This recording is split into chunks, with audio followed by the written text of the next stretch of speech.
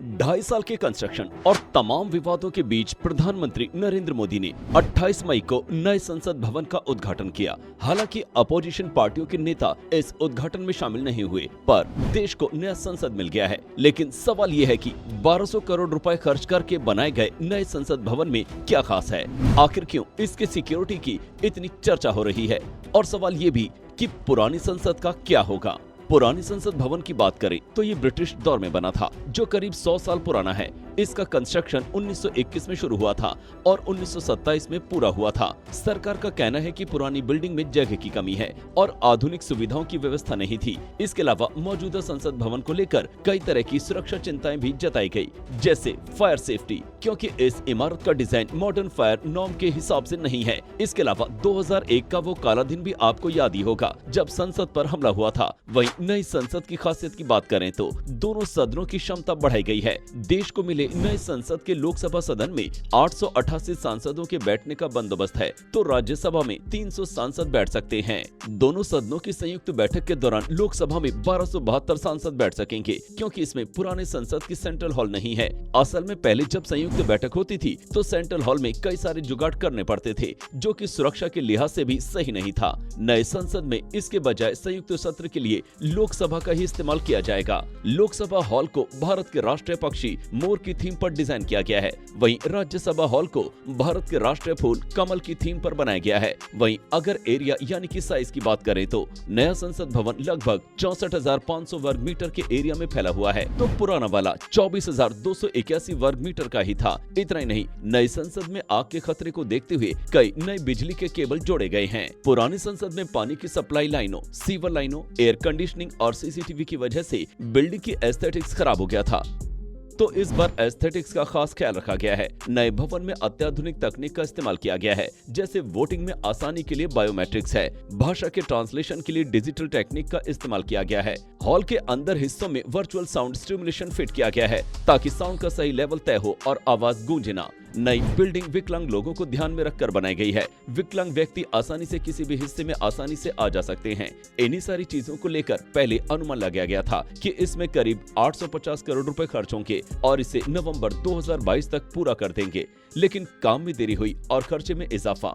2023 में नया संसद भवन बनकर तैयार हुआ और इसकी लागत पहुंच गई 1200 करोड़। ये हुई नई संसद की खासियतें। अब आते हैं पुरानी संसद की दिक्कतों पर। तो संसद भवन को बदलने के लिए सरकार ने जो कारण बताए हैं, उसमें पहला कारण यही है कि सेंट्रल हॉल में ज्यादा से ज्यादा 436 लोगों और लोकसभा में ज्यादा से ज्यादा 552 व्यक्ति बैठ सकते हैं। संयुक्त सत्र के दौरान कम से कम 200 टेम्परेरी सीटें गलियारों में जोड़नी पड़ती हैं, जो असुरक्षित हैं। सेंट्रल विस्टा प्रोजेक्ट की वेबसाइट के मुताबिक मंत्रियों के लिए जो कार्यालय और मीटिंग रूम, प्रेस रूम, खाने की सुविधा आदि मौजूद है, वो काफी नहीं है। मेकशिफ्ट पर काम चलता है। पिछले कुछ सालों में तकनीक के साथ बने रहने के लिए पुराने भवन में कई बदलाव किए गए, जिसके चलते भवन की संरचना पर असर पड़ा है। मसलन 1956 में इमारत के बाहरी हिस्से में 2 नई मंजिलें जोड़ी गई। इससे सेंट्रल हॉल का गुंबद ही छिप गया। फिर एक बार खिड़कियों को ढकने के लिए जाली लगाई, तो दोनों सदनों के हॉल में रोशनी ही कम हो गई। पुरानी बिल्डिंग में अलग अलग तकनीकी इंफ्रास्ट्रक्चर, चाहे वो बिजली हो या एसी, और सुरक्षा से जुड़े फीचर्स सरकार के मुताबिक वो पुराने हो चुके हैं। पुरानी इमारत भूकंप से सुरक्षित नहीं थी। इसके सर्टिफिकेशन के लिए सदन की संरचनात्मक ताकत को टेस्ट करना पड़ेगा और ऐसे टेस्ट से संसद के कामकाज बाधित करेंगे। ये इसलिए भी बड़ी चिंता है क्योंकि नई बिल्डिंग के बनने के दौरान दिल्ली एनसीआर में भूकंप का जोखिम बढ़ गया है। एनसीआर को सेस्मिक जोन 2 की कैटेगरी से निकालकर सेस्मिक जोन 4 में डाल दिया गया है। भूकंप के साथ आग का भी जोखिम है। पुराना सदन आग से निपटने के मॉडर्न तरीकों से लैस नहीं है। अब बात करते हैं सिक्योरिटी की, तो देश का नया संसद ऐसी टेक्नोलॉजी से लैस है कि परिंदा भी पर नहीं मार सकता। नए संसद भवन की सुरक्षा को किले में तब्दील करने के लिए सुरक्षा अधिकारियों ने दुनिया भर की संसद में मौजूद सिक्योरिटी सिस्टम का जायजा लिया और फिर नए संसद भवन को एडवांस टेक्नोलॉजी से लैस किया गया, जिसमें सीसीटीवी कैमरे से लेकर थर्मल इमेजिंग सिस्टम तक सब कुछ है। 1927 से देश की गाथा का गवाह रहे पुराने संसद भवन के इतिहास में 13 दिसंबर 2001 की तारीख काले अक्षरों में लिखी है। ये वही दिन था जब आतंकवादियों ने सुरक्षा व्यवस्था को तोड़कर संसद संसद भवन में घुसने की कोशिश की थी और सुरक्षा में तैनात 9 सुरक्षा कर्मियों की हत्या कर दी थी। इसलिए अब नए संसद भवन की इमारत में हाईटेक हथियारों से लैस सिक्योरिटी, एडवांस टेक्नोलॉजी, अग्निशमन प्रणाली समेत कई पुख्ता बंदोबस्त किए गए हैं, जो पुरानी इमारत की तुलना में कई ज्यादा बेहतर हैं। नए संसद भवन की इमारत में थर्मल इमेजिंग सिस्टम को इंस्टॉल किया गया है। इसकी मदद से किसी भी घुसपैठिए की आसानी से पहचान की जा सकती है। थर्मल इमेजिंग सिस्टम के साथ ही फेस रिकॉग्निशन सिस्टम और 360 डिग्री कैमरों को लगाया गया है, जिसकी मदद से सुरक्षा कर्मी चप्पे चप्पे की निगरानी कर सकेंगे। नए संसद भवन परिसर में मौजूद जनप्रतिनिधियों और व्यक्तियों की सुरक्षा को भी और ज्यादा मजबूत किया गया है। ऐसे में सुरक्षा कर्मी हाईटेक हथियार और उपकरणों से लैस रहेंगे। संसद सदस्यों की एंट्री के लिए एक नया स्मार्ट कार्ड आधारित पहचान पत्र तैयार किया जा रहा है।